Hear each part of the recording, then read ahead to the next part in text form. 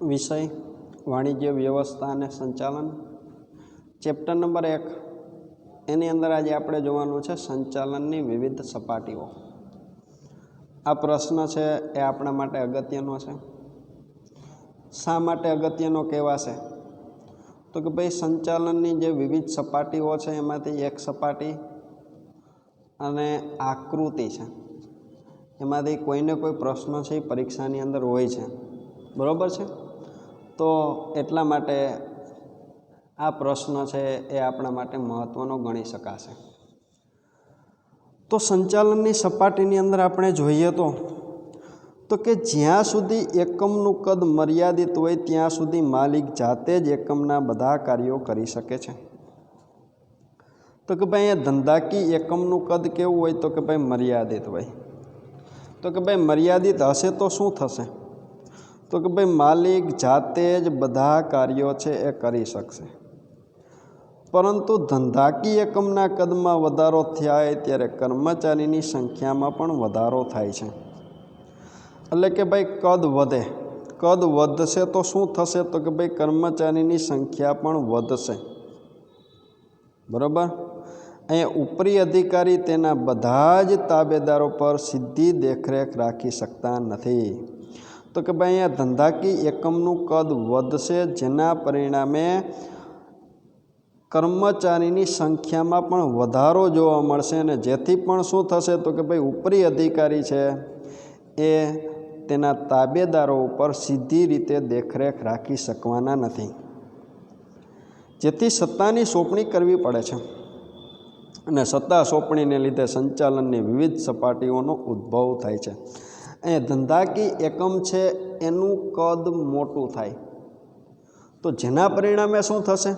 તો કે ભાઈ કદ મોટું થવાના પરિણામે અહીંયા ધંધાકીય એકમની અંદર જે કર્મચારીઓ કામ કરે છે એને સત્તાની સોંપણી કરવી પડશે.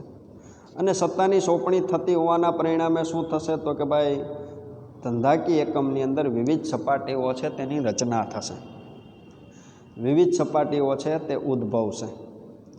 આ સપાટીઓ જેટલી વધુ હોય તેટલો ખર્ચ વધુ થાય છે, અને અંકુશ તેમજ સંકલનનું કાર્ય પણ કેવું બને છે? તો કે ભાઈ મુશ્કેલ બની જાય છે, બરાબર છે? તો કે ભાઈ સપાટીનું કદ જેટલું મોટું, એટલે કે સંચાલનની સપાટીઓ જેટલી વધુ એટલો ખર્ચ વધે છે, અને અંકુશ તેમજ સંકલનનું કાર્ય પણ કેવું બની જાય છે? તો કે ભાઈ મુશ્કેલ બની જાય છે, બરાબર?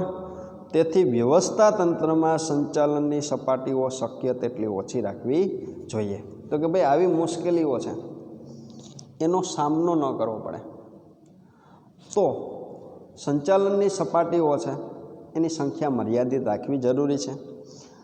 સંચાલનની મુખ્ય 3 સપાટીઓ છે. કઈ? તો કે ભાઈ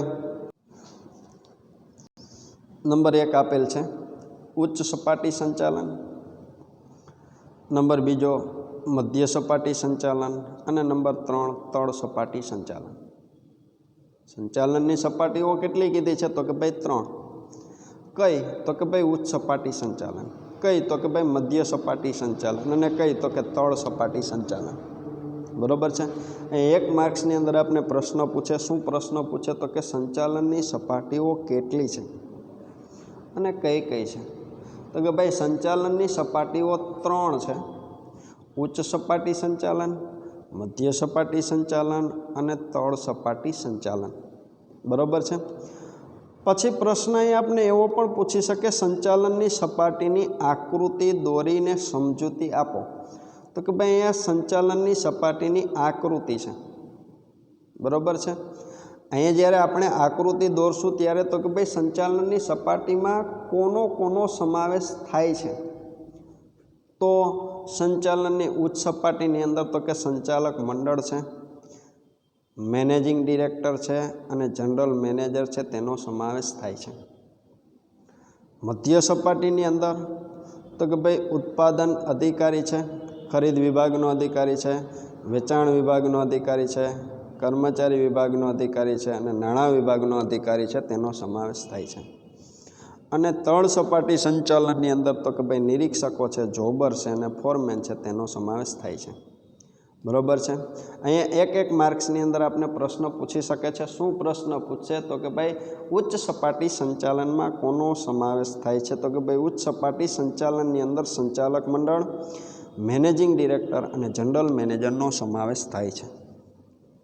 મધ્ય સપાટી સંચાલનમાં તો કે ભાઈ ઉત્પાદન અધિકારી, ખરીદ વિભાગનો અધિકારી, વેચાણ વિભાગનો અધિકારી, કર્મચારી વિભાગનો અધિકારી અને નાણાં વિભાગનો અધિકારી તેનો સમાવેશ થાય છે.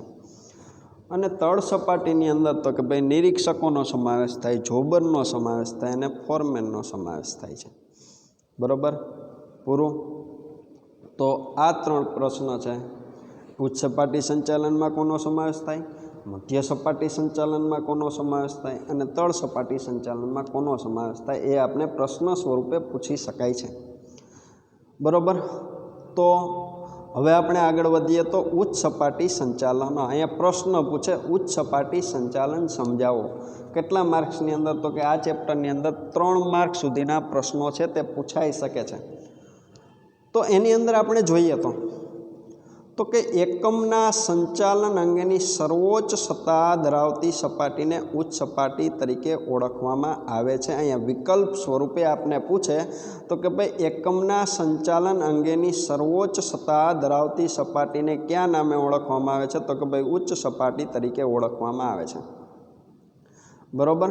તો કે ભાઈ સંચાલનની ઉચ્ચ સપાટીમાં સંચાલક મંડળ, મેનેજિંગ ડિરેક્ટર, જનરલ મેનેજર, મુખ્ય વહીવટી અધિકારી એટલે કે CEO, ચીફ એક્ઝિક્યુટિવ ઓફિસરનો સમાવેશ થાય છે. અહીંયા આપણે યાદ રાખવું પડશે. 1 માર્ક્સની અંદર પ્રશ્ન પૂછે તો કે ભાઈ અહીંયા CEO છે તેનું પૂરું નામ શું થાય? તો કે ભાઈ ચીફ એક્ઝિક્યુટિવ ઓફિસર. પછી તો કે ભાઈ સંચાલનની સપાટીની અંદર તો કે ભાઈ અહીંયા મુખ્ય વહીવટી અધિકારી, જે આપણે આકૃતિની અંદર આ બાબત છે તેનો સમાવેશ કરેલો નથી. અહીંયા સંચાલક મંડળ કીધું હતું, મેનેજિંગ ડિરેક્ટર કીધું હતું અને જનરલ મેનેજર છે એ બાબત કહેલી હતી, પરંતુ અહીંયા કીધું છે મુખ્ય વહીવટી અધિકારી છે તેનો સમાવેશ ઉચ્ચ સપાટીમાં થાય છે. આપણે યાદ રાખવું પડશે. સંચાલનની ઉચ્ચ સપાટીમાં કોનો સમાવેશ થાય છે? એટલે કે મુખ્ય વહીવટી અધિકારીનો સમાવેશ થાય છે. બરાબર છે. અહીંયા વિકલ્પ સ્વરૂપે આ પ્રશ્ન છે તે આપને પૂછાઈ શકે છે. શું પૂછે તો કે ભાઈ નીચેનામાંથી કોનો ઉચ્ચ સપાટી સંચાલનમાં સમાવેશ થાય છે? તો ત્યાં આપને મુખ્ય વહીવટી અધિકારી છે તે આપેલ હશે. અહીંયા ધંધાકીય એકમના મહત્ત્વના નીતિ વિષયક નિર્ણય લેવાનું કાર્ય છે એ ઉચ્ચ સપાટીએ કેન્દ્રિત થયેલું હોય છે. વિકલ્પ સ્વરૂપે આપને પૂછી શકે. ધંધાકીય એકમમાં મહત્ત્વના નીતિ વિષયક નિર્ણય લેવાનું કાર્ય કઈ સપાટીએ થાય છે? તો કે ભાઈ ઉચ્ચ સપાટીએ થાય છે. અને આ સપાટીને ટોચની સપાટી પણ કહે છે. ઉચ્ચ સપાટી સંચાલન છે તેને બીજા કયા નામે ઓળખવામાં આવે છે? એવો પ્રશ્ન પૂછાય તો કે ભાઈ તેને ટોચની સપાટી તરીકે પણ ઓળખવામાં આવે છે અને સર્વોચ્ચ સપાટી તરીકે પણ ઓળખવામાં આવે છે. તો આ પ્રશ્ન તમને એમ પૂછે સંચાલનની સર્વોચ્ચ સપાટી એટલે? તો કે ભાઈ ઉચ્ચ સપાટી સંચાલન. બરાબર છે. તો આવી રીતે તમને 1 માર્ક્સની અંદર વિકલ્પ સ્વરૂપે અથવા તો ટૂંકા પ્રશ્ન સ્વરૂપે આ રીતે પ્રશ્ન છે તે પૂછી શકાય છે. હવે અહીંયા આપણે પ્રશ્ન પૂછે ઉચ્ચ સપાટી સંચાલનના કાર્યો જણાવો. તો 3 માર્ક્સની અંદર આપણે પ્રશ્ન પૂછે તો અહીંયા 9 મુદ્દા છે તે યાદ રાખવા જરૂરી બની જાય છે. એ ક્યારેક કોઈ પેપરની અંદર એવું જણાવેલું હોય છે તો કે ભાઈ ઉચ્ચ સપાટી સંચાલનના કાર્યો જણાવો. કેટલા મુદ્દા છે તેની આપણે વાત કરેલી ન હોય, પણ 9 મુદ્દા છે એ લખવા હિતાવહ રહેશે. કારણ કે પેપરની અંદર કેટલીક વાર જ્યારે વ્યક્તિ છે એ પેપર શિક્ષક છે એ જોતો હોય છે ત્યારે એને એવું જણાવવામાં આવેલું હોય છે કે જે વ્યક્તિએ 9 મુદ્દા લખેલા છે તેને જ 3 માર્ક્સ છે તે આપવા. આપણે મોટાભાગે શું કરતા હોઈએ છીએ તો કે ભાઈ 6 મુદ્દા લખીએ છીએ. 6 મુદ્દા લખશું એટલે શું થશે તો કે ભાઈ આપને 2 માર્ક્સ મળશે. તો અહીંયા ખાસ યાદ રાખજો 9 મુદ્દા છે તમારે યાદ રાખવા પડશે. તો નંબર 1 અહીંયા કીધો છે એમાં તો કે ભાઈ ધંધાકીય એકમના મુખ્ય અને ગૌણ હેતુઓ નક્કી કરવા. તો કે ભાઈ ધંધાકીય એકમ છે એનો મુખ્ય હેતુ આપને ખ્યાલ છે શું છે તો કે ભાઈ નફાનો છે. ગૌણ હેતુઓ તો કે ભાઈ સમાજના કાર્યો કરવો, સામાજિક કાર્યો કરવા, એના ગૌણ હેતુઓ છે. તો કે ભાઈ એ નક્કી કરવાનું કામ કોણ કરે છે? તો કે ભાઈ ઉચ્ચ સપાટી સંચાલન. બરાબર. બીજો નંબર, તો કે ડિરેક્ટરો ધંધાકીય એકમના ટ્રસ્ટી તરીકેનું કાર્ય કરે છે. ડિરેક્ટરો એટલે સંચાલકો. તો કે સંચાલકો શું કાર્ય કરે છે? તો કે ભાઈ ધંધાકીય એકમના ટ્રસ્ટી તરીકે પોતે કાર્ય કરે છે. તો કે ભાઈ ધંધાકીય એકમના ટ્રસ્ટી એટલે કોણ? તો કે ભાઈ અહીંયા સંચાલકો. ટ્રસ્ટી તરીકેનું કાર્ય એટલે શું? તો કે ભાઈ ધંધાકીય એકમની જે મિલકતો છે એ મિલકતોનો ઉપયોગ કરવો. તો કે આવું કાર્ય કોણ કરતા હોય છે? તો કે ભાઈ ટ્રસ્ટીઓ કરતા હોય છે. એટલે ધંધાકીય એકમના ટ્રસ્ટી તરીકેનું કાર્ય કરવું. ત્રીજો નંબર કીધો છે ધંધાકીય એકમના મુખ્ય વહીવટી અધિકારી અને ઉચ્ચ અધિકારીઓની નિમણૂક કરવી. ધંધાકીય એકમના મુખ્ય વહીવટી અધિકારીની પસંદગી કરવી, નિમણૂક કરવી, અને સાથે સાથે ઉચ્ચ અધિકારીઓ છે તેમની પણ શું કરવી? તો કે ભાઈ નિમણૂક કરવી. આવું કામ કોણ કરે છે? તો કે ભાઈ ઉચ્ચ સપાટી સંચાલન કરે છે. તો કે ભાઈ એની નિમણૂકની સાથે સાથે તેમને સત્તા અને જવાબદારીની પણ વહેંચણી કરવી. તો કે ભાઈ જે વ્યક્તિઓની ઉચ્ચ અધિકારીઓ તરીકે અને વહીવટી અધિકારી તરીકે નિમણૂક કરવામાં આવેલી છે તેને સત્તાની સોંપણી કરવી અને જવાબદારી છે એની વહેંચણી કરવી. પછીનો નંબર ચોથો, તો કે ભાઈ એકમના વિવિધ વિભાગો દ્વારા તૈયાર કરવામાં આવેલ અંદાજપત્રોને મંજૂર કરવા. તો કે ભાઈ એકમ દ્વારા જે અંદાજપત્રો છે એ તૈયાર કરવામાં આવેલા છે, કોણે કરેલા છે? તો કે ભાઈ જુદા જુદા વિભાગોએ કરેલા છે. તો કે એ અંદાજપત્ર છે એને મંજૂરી આપવાનું કામ છે કોણ કરે છે? તો કે ભાઈ ઉચ્ચ સપાટી સંચાલન. અંદાજપત્ર છે શું? તો કે ભાઈ ભવિષ્યના નિશ્ચિત સમય માટેના આવક અને ખર્ચના જે આંકડાઓ રજૂ કરેલો છે એનું માહિતીપત્ર છે. આવનાર વર્ષની અંદર જે સમયગાળો જણાવેલો છે એની અંદર કેટલી આવક થશે ને કેટલો ખર્ચ થશે એ બાબતો રજૂ કરતું પત્રક તેને અંદાજપત્ર તરીકે ઓળખવામાં આવે છે. પછી તો કે ભાઈ નંબર 5મો, ધારાકીય જોગવાઈઓનું પાલન કરવું. તો કે ભાઈ કંપની ધારાની જે જોગવાઈ છે એનું અહીંયા પાલન કરવું અને એકમ સાથે સંકળાયેલા વિવિધ વર્ગોના હિતોની જાળવણી કરવી. એકમ સાથે સંકળાયેલા વિવિધ વર્ગો એટલે કોણ? તો કે ભાઈ કર્મચારી છે, ગ્રાહકો છે, સરકાર છે. આ વિવિધ વર્ગો છે, એનું હિત જળવાય, એના હિતને હાનિ ન પહોંચે, એના હિતને ઠેંચ ના પહોંચે. બરાબર છે? એ માટેની કામગીરી છે, એ માટેની જાળવણી છે એ ઉચ્ચ સપાટી સંચાલકોએ કરવાની હોય છે. ઉચ્ચ સપાટી સંચાલન એ કામગીરી છે એ કરવાની હોય છે. બરાબર છે? પછી તો કે ભાઈ નંબર 6 કીધો, લાંબા ગાળાનું આયોજન કરી વ્યૂહાત્મક નિર્ણયો લેવા. વ્યૂહાત્મક નિર્ણયો કોને કહેવાય? તો કે ભાઈ વ્યૂહાત્મક નિર્ણયો એટલે શું?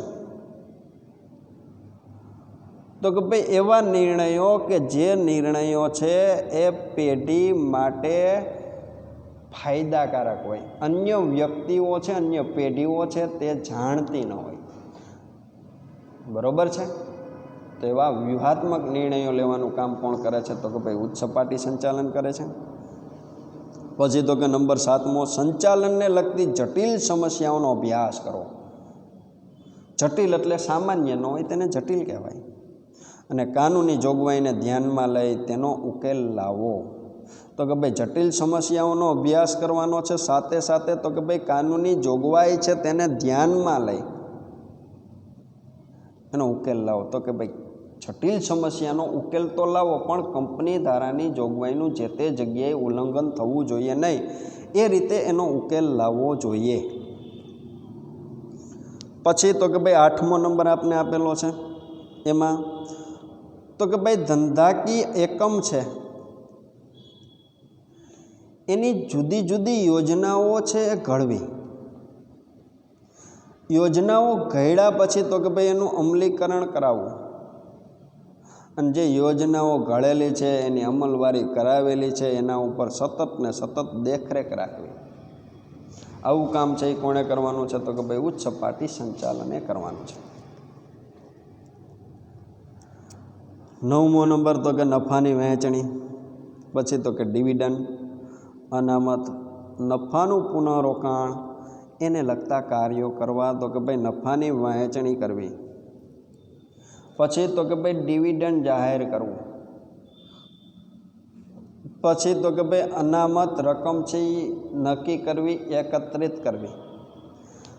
ધંધાકીય એકમે જે નફો પ્રાપ્ત કરેલો છે એ નફાનું પાછું ધંધાની અંદર રોકાણ કરવું, આવા કાર્યો કરવાના કોણે છે? તો કે ભાઈ ઉચ્ચ સપાટી સંચાલને આવા કાર્ય કરવાના છે. 10મો નંબર કીધો છે વિવિધ પ્રવૃત્તિઓને લગતા અહેવાલોનો અભ્યાસ કરી જરૂરી સૂચનો કરવા, તો કે ધંધાકીય એકમો જે પ્રવૃત્તિ કરે છે, જે પ્રવૃત્તિ કરેલી છે એના જે અહેવાલો આપેલા છે એ અહેવાલનો અભ્યાસ કરવો અને એ માટે જરૂરી સૂચનો કરવા કોને? તો કે ભાઈ જે તે વિભાગને, જે તે કામગીરી સંભાળતા હોય એ વ્યક્તિઓને. બરાબર છે. અહીંયા ઉચ્ચ સપાટી સંચાલન અંગેના કાર્યો છે તે પૂરા થાય છે, તમે જોઈ શકો છો. એ ટોટલ આપણે કેટલા? તો કે ભાઈ 10 કાર્યો આપેલા છે. એના પછી તો કે ભાઈ મધ્ય સપાટી સંચાલન એમાં જોઈએ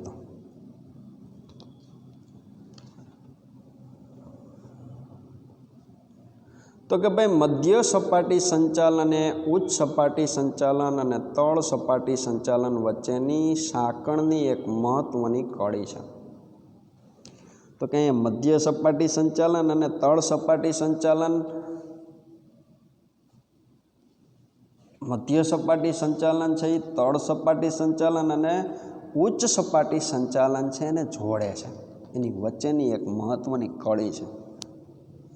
આ સપાટી પર ખાતાવાર અધિકારીઓ, વિભાગીય અધિકારીઓ અને નિષ્ણાંતોનો સમાવેશ થાય છે. ખાતાવાર અધિકારીઓ એટલે તો કે ભાઈ જુદા જુદા વિભાગના અધિકારીઓ અને નિષ્ણાંત વ્યક્તિઓ છે એનો સમાવેશ થાય છે.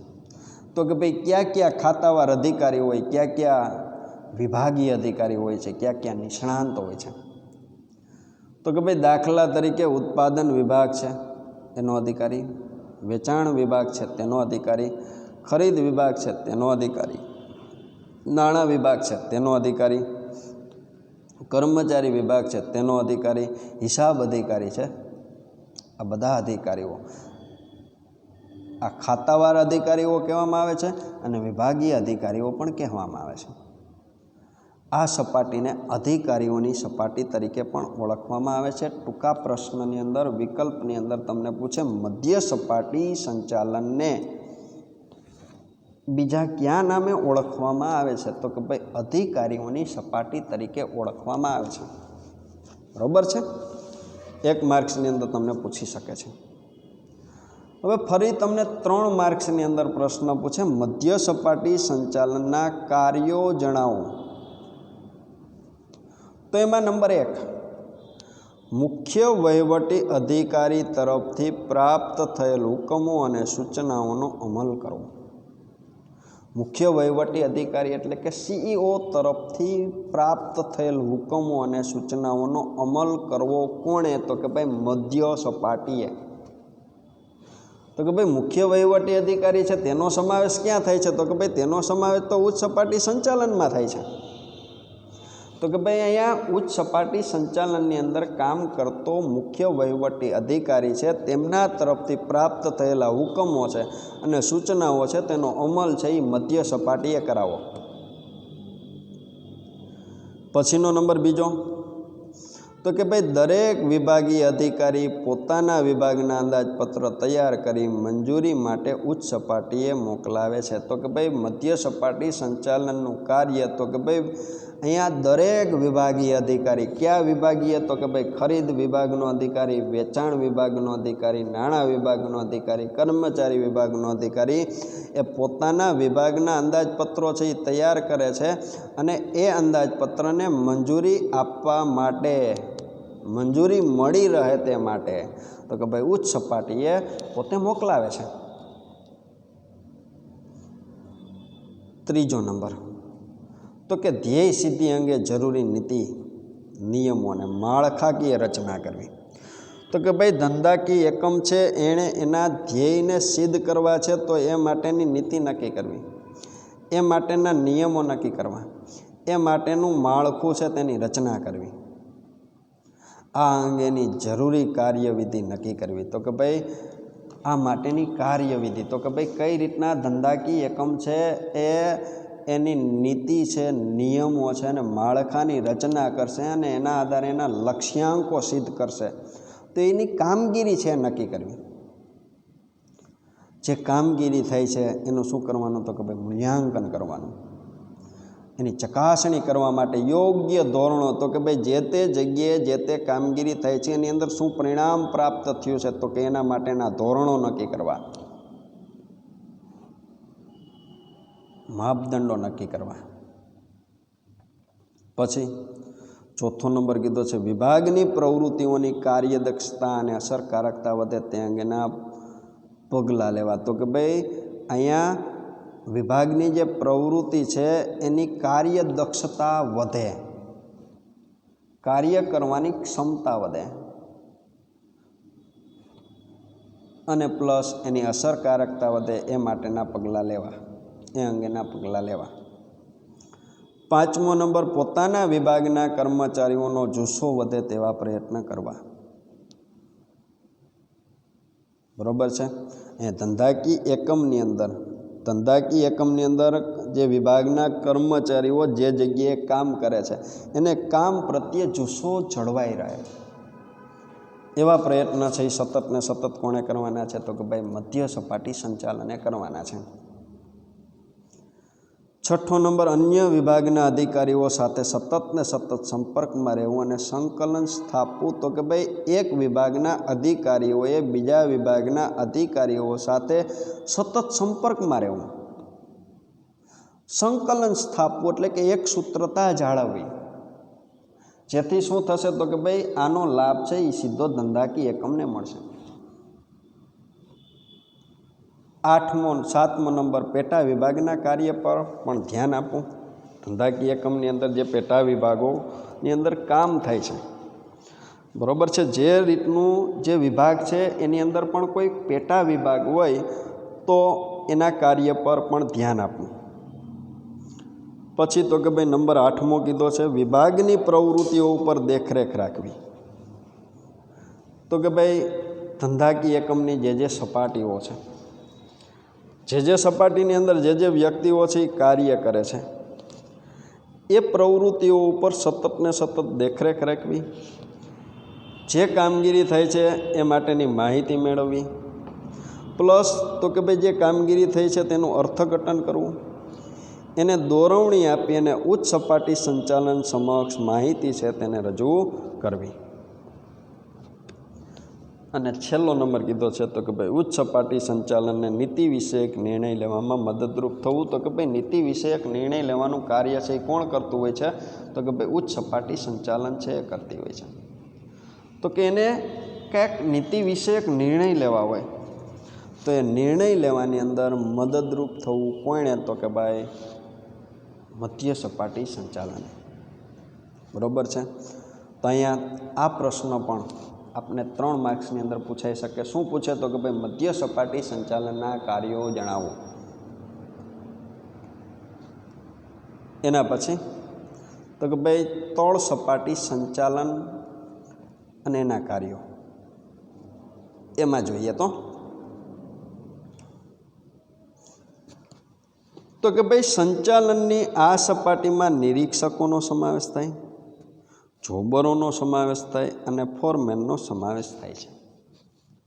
1 માર્ક્સની અંદર પ્રશ્ન પૂછે, અગાઉ આપણે વાત કરેલી હતી તે રીતે.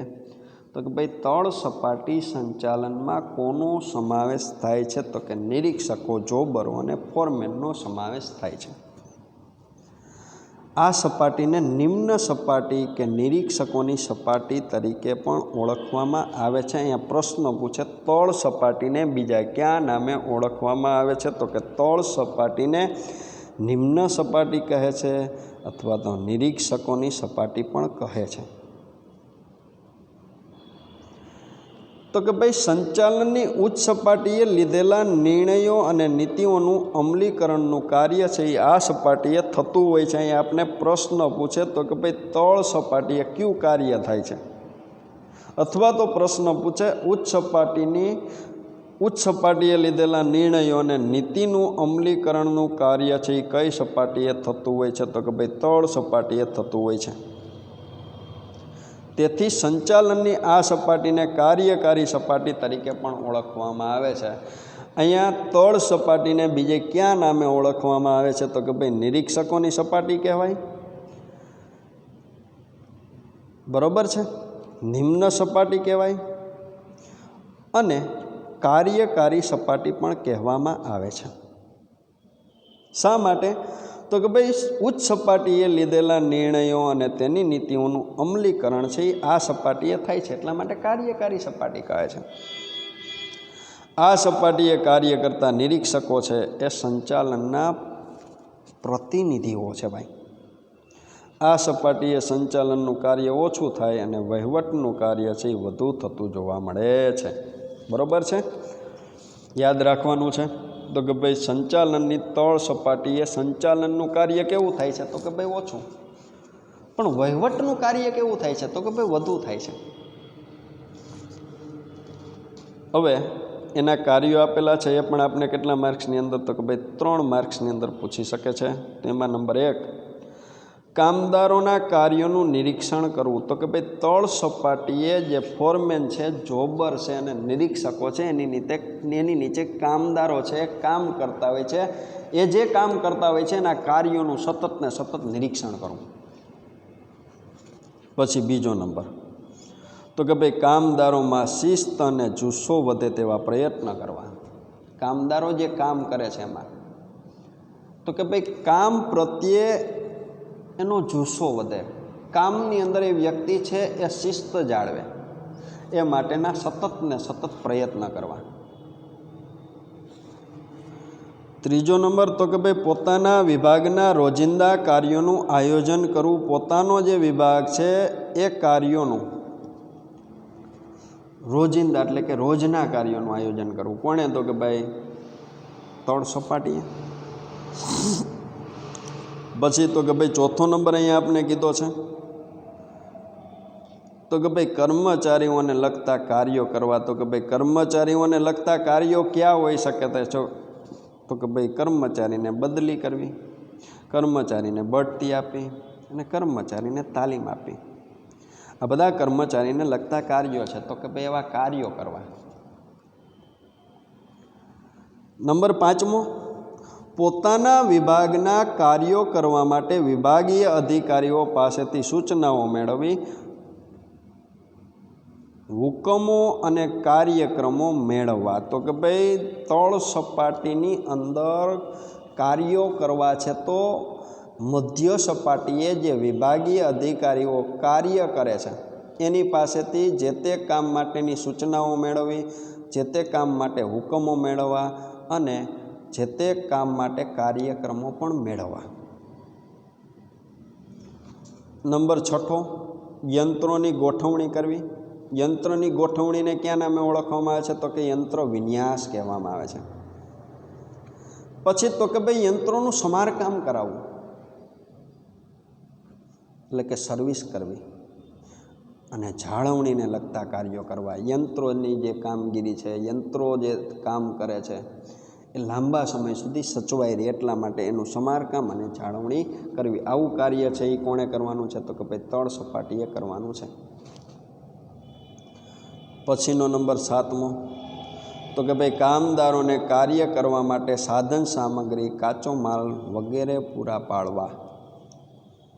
તો કે ભાઈ તળ સપાટીએ જે લોકો કાર્ય કરે છે, જે કામદારો કામ કરે છે, એને જે કામ માટે જે સાધનોની જરૂરિયાત છે, કાચા માલની જરૂરિયાત છે, એ પૂરા પાડવાનું કામ છે એ તળ સપાટીએ કરવાનું છે. 8મો નંબર, તો કે ભાઈ કર્મચારીઓના વાજબી પ્રશ્નોનો ઉકેલ લાવો. વાજબી તો કે ભાઈ જેનું નિરાકરણ થઈ શકે તેમ હોય એવા પ્રશ્નોનો, જે તળ સપાટી સંચાલન હસ્તક હોય એવા પ્રશ્નો, એનું નિરાકરણ લાવવાનું છે. પછી તો કે ભાઈ 9મો નંબર, ઉચ્ચ સપાટીએ લીધેલા નિર્ણયો અને નીતિઓનો અમલ છે એ કરવો. આપણે ખ્યાલ છે તો કે ભાઈ ઉચ્ચ સપાટી જે નિર્ણયો લે છે, જે નીતિઓ ઘડે છે, એની અમલવારી છે ક્યાં થાય છે તો કે ભાઈ તળ સપાટીએ થાય છે. એણે કામગીરી કરવાની છે. પછીનો 10મો નંબર તો કે ભાઈ તળ સપાટીમાં થતી વિવિધ પ્રવૃત્તિઓનો અહેવાલ, કામદારોના સૂચનો અને ફરિયાદો મધ્ય સપાટીએ મોકલવી. તો કે ભાઈ તળ સપાટીએ જે કામગીરી થાય છે, જે પ્રવૃત્તિઓ થાય છે એનો અહેવાલ છે મધ્ય સપાટીએ મોકલી આપો. કામદારો છે એને કોઈ પણ પ્રકારના કંઈ સૂચનો હોય, ધંધાકીય એકમ પ્રત્યે કંઈ ફરિયાદો હોય, કામ પ્રત્યે કંઈ ફરિયાદો હોય, કામ પ્રત્યે કંઈ સૂચનો હોય, એ મધ્ય સપાટીએ મોકલી આપવા. બરોબર. અને છેલ્લે તો કે તળ સપાટી સંચાલન એ સૌથી નીચલી સપાટી છે, છતાં તે ખૂબ મહત્ત્વની છે. કારણ કે આ સપાટીની સફળ કામગીરી એટલે સંગઠનના ધ્યેયોની સફળ સિદ્ધિ, જે સમગ્ર સંગઠનને આધાર પૂરો પાડે છે. તો કે ભાઈ તળ સપાટી છે એ નીચલી સપાટી છે, છતાં પણ ખૂબ મહત્ત્વ ધરાવે છે. શા માટે? કારણ કે ધંધાકીય એકમની સફળતાનો આધાર એ તળ સપાટી છે. બરાબર. એની સફળ કામગીરીને પરિણામે એને સફળતા પ્રાપ્ત થાય છે. ધંધાકીય એકમને ધ્યેયો છે તે સિદ્ધ થઈ શકે છે, જે સમગ્ર સંગઠનને આધાર પૂરો પાડે છે. બરાબર. અહીંયા આપણો આ લેક્ચર છે તેને પૂરો કરશું. આ લેક્ચરની અંદર આપણે સંચાલનની ત્રણેય સપાટીઓ છે તેનો અભ્યાસ કરેલો છે.